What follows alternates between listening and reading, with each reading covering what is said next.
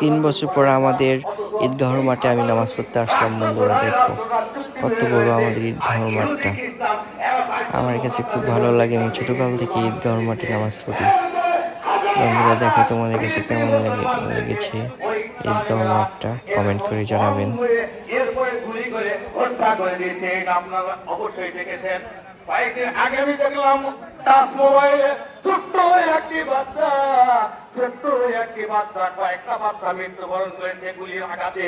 এরপরে ওই ছোট্ট বাচ্চাটি মৃত্যুবরণ এখনো করেন নাই। এরপরে ওই বাচ্চাগুলি মৃত বাচ্চাগুলি সামনে দিয়ে রাস্তা দিয়ে যাচ্ছে আর বলতেছে আল্লাহ ইয়া আল্লাহ ইয়া আল্লাহ ইয়া আল্লাহ।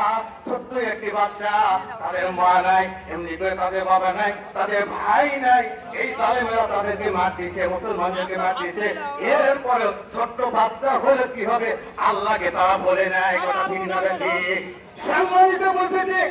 তাহলে সিরাতের মর্যাদা বেশি হলো, যে মাসের মর্যাদা বেশি হলো, এবং সেই নবীর মর্যাদা বেশি হলো এই কারণে যে ওই নবীর উপর কোরআনুল কারীম নাযিল হয়েছে। বলুন সুবহানাল্লাহ।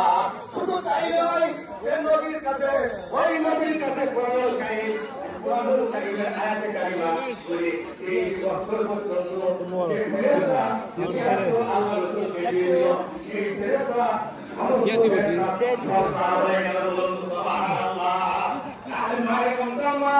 এমন একটা গুরুত্বপূর্ণ মাস, এমন একটা মর্যাদাশালী মাস।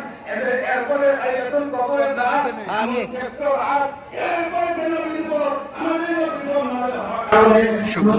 সাথে দেখা দেখো আমাদের ঈদের মাঠটা কত সুন্দর, আমাদের মাঠটা কত সুন্দর দেখে। আল্লাহ রাসূল এরপরে উনিও চলে গেলেন। এরপরে সব নবীরা বসে আছে। এরপরে আমাদের মুসল্লা তৈরি হয়ে গেল। এরপরে আল্লাহ সাল্লাল্লাহু বলেন আমি আদি বিদা, আমি সেই ইমামের দায়িত্বে যাবো, আমি সেই মুসল্লায় যাবো। মনে মনে বলতেছে।